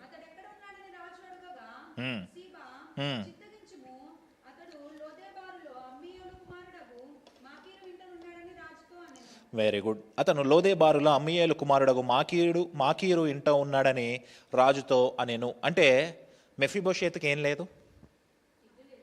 ఇల్లు కూడా లేదు మెఫీబోషేత్కి. వేరే వాళ్ళ ఇంట్లో ఉంటున్నాడు. అంటే దరిద్రంలో ఉన్నాడా, ధనవంతుడుగా ఉన్నాడా? దారిద్ర్యంలో ఉన్నాడు. వేరే వాళ్ళ ఇంట్లో ఎక్కడో ఉండాల్సిన పరిస్థితి మెఫీబోషేత్ది. మెఫీబోషేత్ ఎవరు అసలు? యోనాతాను ఎవరు కుమారుడు? సౌలు యొక్క పెద్ద కొడుకు యోనాతాను. యోనాతాను కొడుకు నిజానికి ఇక్కడ రాజు ఎవరు ఇవ్వాలి? మెఫీబోషేత్. అలాంటి రాజగృహంలో ఉండాల్సిన మెఫీబోషేతు ఎక్కడ ఉంటున్నాడు? ఎవరో ఇంట్లో ఏమీ లేని అనామకుడుగా దారిద్ర్యతని అనుభవిస్తూ ఉన్నాడు. తర్వాత వచనాలు చదువుదాం.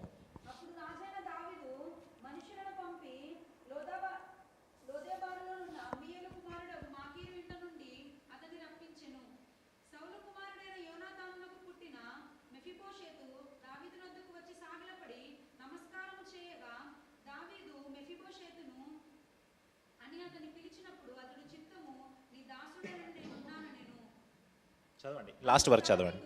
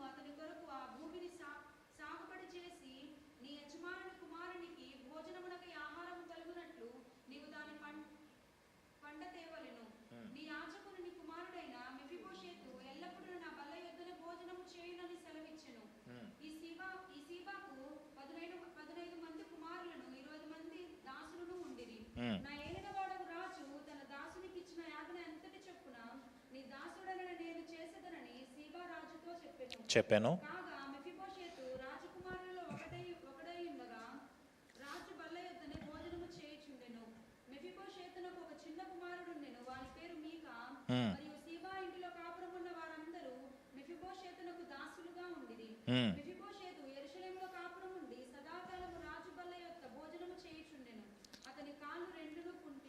Very good. ఇది చూడండి. ఇది వర్స్ బై వర్స్ కాకుండా పైన టాప్ యాంగిల్, బర్డ్ వ్యూ యాంగిల్లో మనము గమనించే ప్రయత్నం చేద్దాం. నన్ను చూడండి వంశీ, నన్ను చూడండి.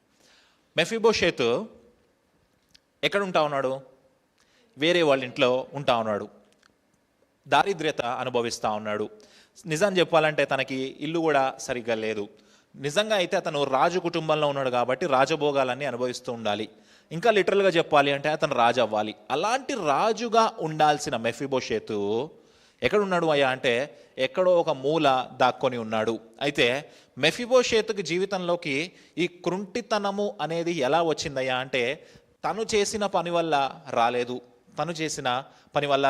అతని దాది, అతని నర్స్ పరిగెత్తుకుంటూ అతన్ని పాడేసింది. మెఫీబోషేతు పడిపోయిన మెఫీబోషేతు, ఎవరో చేసిన తప్పు వల్ల పడిపోయిన మెఫీబోషేతు వెళ్ళి ఎక్కడో దాక్కొని ఉంటా ఉన్నాడు. దావీదు ఏం చేశాడంటే కొంతమందిని పంపించి తలుపు నాక్ చేసి నిన్ను రాజు రమ్మంటున్నాడు రా అనగానే మెఫీబోషేతు వచ్చిన వెంటనే ఏం చేశాడంటే సాష్టాంగపడి నమస్కారం చేసిన వెంటనే దావీదు ఏం చేశాడు తెలుసా? నీకు చెందాల్సిన ల్యాండ్ ఏదైతే ఉందో అది నువ్వు తీసుకో అన్నాడు. ఇచ్చిన వెంటనే దావీదుకు ఒక విషయం తెలుసు. ఏంటయ్యా అంటే మెఫీబోషేతు కుంటివాడు కదా, ఆ భూమిని సాగు చేసుకోలేడు కదా అని చెప్పేసి ఒక వ్యక్తిని అపాయింట్ చేస్తూ ఉన్నాడు. అక్కడ సీబాని అపాయింట్ చేసి సీబాకి ఏం చెప్తున్నాడు తెలుసా? మెఫీబోషేతుకి పని చేసుకోలేడు కాబట్టి నువ్వేం చేయాలి అంటే నువ్వు నీ కుమారులు నీ దాసులు కలిసి మెఫీబోషేతుకు నేనిచ్చిన భూమిలో మీరు వ్యవసాయం చేసి మెఫీబోషేతుకు మీరు దాసులుగా ఉండాలి అని చెప్పేసి ఒక గొప్ప ఆశీర్వాదాన్ని దావీదు అక్కడ ఇస్తా ఉన్నాడు. భూమి ఇవ్వడం మాత్రమే కాదు, దాసుల్ని కూడా ఇస్తా ఉన్నాడు మెఫీబోషేతు కోసం పనిచేయడానికి. అక్కడ మెఫీబోషేతు పెళ్లి చేసుకొని పిల్లల్ని కానీ ఒక కొడుకుకి మీకా అని పేరు పెట్టినట్టు కూడా మనకి కనిపిస్తూ ఉంటుంది. ఈ టోటల్ విషయాన్ని మనం గమనిస్తే ఇందులో దావీదు ఎవరయ్యా అంటే దేవాతి దేవుడు. ఇందులో మెఫీబోషేతు ఎవరయ్యా అంటే నువ్వు నేను. జాగ్రత్త వినాలి. దావీదు ఎవరయ్యా అంటే దేవాతి దేవుడు. మెఫీబోషేతు ఎవరయ్యా అంటే నువ్వు నేను. మెఫీబోషేతు నర్స్ కింద పడేయడం వల్ల మెఫీబోషేతు కుంటివాడైపోయాడు. మన ఆది పితరులైన ఆదాము హవ్వమ్మలు పాపము చేయడం వల్ల మనము కూడా పాపులముగా ఎంచబడ్డాము. మనం చేసిన తప్పు కాదు, అక్కడ వారి వల్ల మనకి వచ్చిన పాపము, ఆ పాపము మనకి సంక్రమించింది. మనం ఇప్పుడు వెళ్ళి ఎక్కడ దాక్కొని ఉన్నాము? చీకట్లో, దారిద్ర్యతలో, ఎవరి ఇల్లో తెలియదు, ఎవరి రూమో తెలియదు, ఎలాంటి పరిస్థితుల్లో తెలియదు. అలాంటి పరిస్థితుల్లో మనము దాక్కొని ఉన్నాము. 4వ వచనంలో ఒక మాట ఉంటుంది. అతడు లోబేదారులో అమ్మీయేలు కుమారుడగు మాకీరు ఇంటనున్నాడని రాజుతో చెప్పాను. ఎక్కడున్నాడంట అతను? లోబేదారు అనండి, గట్టిగానండి. లోబేదారు అనే ప్రాంతానికి మీనింగ్ ఏంటయ్యా అంటే నో పాస్చర్ అనండి. అంటే అక్కడ గడ్డి కూడా మొలవదు. అంటే పంటలు మొలుస్తాయా? పేదరికం ఉంటుందా? ధనవంతులుగా ఉంటారా? పేదరికమే ఉంటుంది. చూడండి, ఆ పూర్వీకుల వల్ల సంక్రమించిన పాపం ఏం చేసింది అంటే మనల్ని పడేసింది. We are in fallen creation. మనము ఆ పడిపోయిన మనస్తత్వంలో ఉన్నాము. ఇది మన పాపం కాకపోయి ఉండొచ్చు, మనం పాపం కూడా అయి ఉండొచ్చు. కానీ ఆ పూర్వీకుల వల్ల సంక్రమించిన పాపము మనల్ని పడేసింది. పడేయడం మాత్రమే కాదు, ఎక్కడికి తీసుకెళ్ళింది తెలుసా? దూరంగా తీసుకెళ్ళింది. ఆ లోబేదారు అనే ప్రాంతము దావీదు ఉన్న యెరూషలేం ప్రాంతానికి చాలా దూరంగా ఉంటుంది. అంటే యెరూషలేములో ఉండాల్సిన మెఫీబోషేతు దూరంగా వెళ్ళిపోయాడు. దేవుని సన్నిధిలో దేవునికి దగ్గరగా ఉండాల్సిన మనము పాపము వల్ల ఎక్కడికి వెళ్ళిపోయామో లోబేదారు అనే ప్రాంతానికి, దేవుని నుంచి దూరంగా జరిగిపోయాము. లోబేదారు అంటే మాట ఏంటి, అర్థం ఏంటి? అక్కడ గడ్డి కూడా మొలవదు, నో పాస్చర్. అలాంటి దారిద్ర్యతలోకి మనము వెళ్ళిపోయాము. అలాంటి ఫలము లేని చోటికి మనము వెళ్ళిపోయాము. ఇక్కడ వరకు ఫస్ట్ పార్ట్ అయితే సెకండ్ పార్ట్ ఒకటి ఉంది. ఏంటి తెలుసా? మెఫీబోషేతును వెతుక్కుంటూ ఎవరు వెళ్ళారు? మెఫీబోషేతును వెతుక్కుంటూ దావీదే స్వయంగా తన ప్రజల్ని పంపించాడు, తన సేవకుల్ని పంపించాడు. దావీదు ఎవరికి సాదృశ్యం అని చెప్పాను? మెఫీబోషేతు ఎవరికి సాదృశ్యం అని చెప్పాను? మనల్ని వెతుక్కుంటూ ఎవరు వచ్చారు? మనం వెళ్ళామా? ఆయన వచ్చాడా? ఆయనే వచ్చాడు. అదే ఈ కాలంలో మనం చూసుకుంటే కనుక దేవుడు తన సేవకుల్ని, దావీదు ఎలా అయితే తన సేవకుల్ని పంపించాడో దేవుడు తన సేవకుల్ని, నాలాంటి చిన్నబోటి సేవకుల్ని పంపించి చీకటి దగ్గరికి పంపిస్తా ఉన్నాడు, మెఫీబోషేతుల దగ్గరికి పంపిస్తా ఉన్నాడు. నువ్వు ఉండాల్సిన ప్లేస్ ఇది కాదు, నువ్వు దారిద్ర్యతలో ఉండడానికి వీలు లేదు. నిన్ను ఎవరు పిలుస్తూ ఉన్నారు? రాజు పిలుస్తున్నాడు, దా అని చెప్పి తీసుకొస్తా ఉన్నారు. తీసుకొచ్చిన తర్వాత దావీదు ఎక్కడ కూర్చోబెడతా ఉన్నాడు తెలుసా? ఎక్కడ కూర్చోబెడతా తెలుసా? భోజనపు బల్ల దగ్గర కూర్చోబెడతా ఉన్నాడు. నిజానికి మెఫీబోషేతు దానికి అర్హుడా? మనము దేవుని యొక్క కృపకు అర్హులమా? కానీ దేవాతి దేవుడు మనల్ని వెతికి రక్షించి ఆయన కృపకి మనల్ని అర్హులుగా చేశాడు. హల్లెలూయా. అక్కడి నుంచి దేవుడు మనల్ని తీసుకొచ్చి ఎక్కడ కూర్చోబెడతా ఉన్నాడు తెలుసా? నీ ప్లేస్ అది కాదు, నువ్వు చీకటి గృహలో నువ్వు మగ్గిపోవడానికి వీల్లేదు, నువ్వు రా నాతో పాటు అని తీసుకొచ్చి ఆయన భోజనపు బల్ల పక్కన సదాకాలము మనల్ని నిలబెట్టబోతా ఉన్నాడు.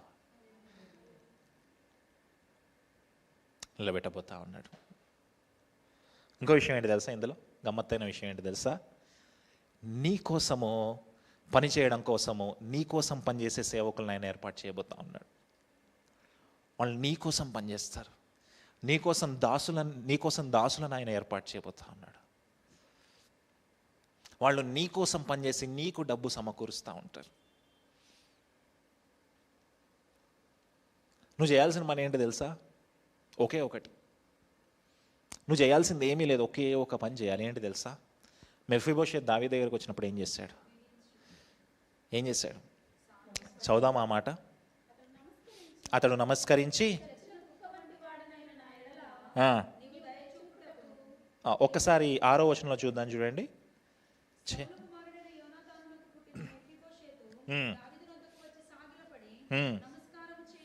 నమస్కారం చేయగా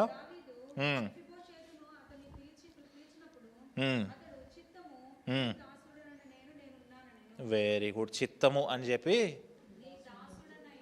ఎవరి దాసుడు?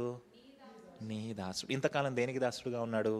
ఎక్కడో ఎవరికో దాసుడుగా ఉన్నాడు, దారిద్రతలో ఉన్నాడు. మనం చేయాల్సిన పని ఏం లేదు.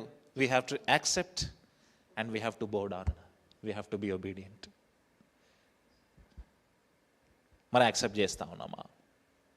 ఎప్పుడన్నాం లాస్ట్ టైం ప్రభువా నేను నీ సేవకుణ్ణి, నేను నీ దాసుణ్ణి? ఎప్పుడన్నాం? దేవుడు మనతో మాట్లాడుతూ ఉన్నాడు. ఇక్కడ అద్భుతమైన విషయం ఏంటి తెలుసా? మెఫీబోషేతు ఏం పేరు పెట్టాడు తన కొడుక్కి? ఏం పేరు పెట్టాడు? మీకా అని పేరు పెట్టాడు. మీకా అనే పేరుకి అర్థం ఏంటి తెలుసా? There is no one like God. నీ వంటి వారు ఎవరూ లేరు ప్రభువా, నీ వంటి వారు. ఎక్కడ రుచి చూశాడు అంటే తన కొడుకుకి ఆ అర్థం వచ్చే పేరు పెట్టగలిగాడు అంటే ఆ ప్రేమను ఎక్కడ రుచి చూశాడు? దావీదుకి ఆ ప్రేమ ఎక్కడి నుంచి వచ్చింది? దేవుని దగ్గర నుంచి వచ్చింది. మరి నువ్వు రుచి చూస్తూ ఉన్నావా? మనం పాట పాడతాం కదా, ఏం పాట అది? కాదు, నీ వంటి వారు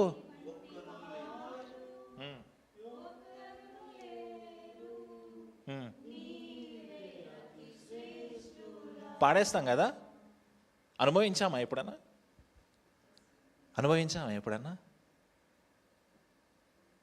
మెఫీబోషేతు అనుభవించాడు. ఆ ప్రేమను రుచి చూసిన మెఫీబోషేతు తన కొడుకు ఏం పేరు పెట్టుకున్నాడు తెలుసా? మీకా అని పేరు పెట్టుకున్నాడు. There is no one like God. ప్రభువా నీ వంటి వారు ఎవరు లేరు. ఒకవేళ నువ్వు ఇంకా అదే మెఫీబోషేతు పరిస్థితుల్లో ఉంటే స్వయంగా దేవుడే నీ యొద్దకు వస్తా ఉన్నాడు, స్వయంగా ఆయనే వచ్చి తలుపు కొడుతూ ఉన్నాడు నీకు.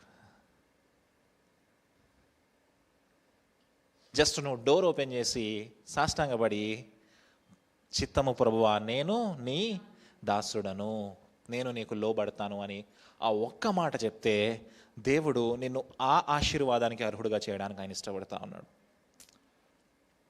అలాంటి ఆశీర్వాదం మనం అందరము పొందుకుందాము గాక. ఆమేన్. ప్రార్థన చేసుకుందాం. పరిశుద్ధుడా నీకు వందనాలు తండ్రి. నాయన ఈ రాత్రికాల సమయంలో నాయన వాక్యం ద్వారా మీరు మాతో మాట్లాడిన విధానానికై వందనాలు ప్రభా. దావీదు జీవితంలో మీరు ఎన్నో విజయాలు అనుగ్రహించారు నాయన. దావీదు జీవితంలో మీ కృప ప్రబలింది తండ్రి నాయన. ఎందుకంటే దావీదు మీకు హృదయానుసారుడుగా ఉన్నాడు తండ్రి. దావీదు మీకు దగ్గరగా బ్రతికాడు, నాయన దావీదు జీవితంలో మీ చిత్తాన్ని, మీ ప్రణాళికల్ని నెరవేర్చాలనుకున్నాడు తండ్రి. నాయన ఒకవేళ మేము మీ చిత్తానికి, మీ ప్రణాళికకి దూరంగా బ్రతుకుతూ ఉంటే కదా తండ్రి, నాయన దయచేసి మమ్మల్ని సరిచేయండి. నాయన మీ ప్రణాళికలోనికి మమ్మల్ని తీసుకుని రండి, మమ్మల్ని నిలవబెట్టండి, కట్టండి తండ్రి.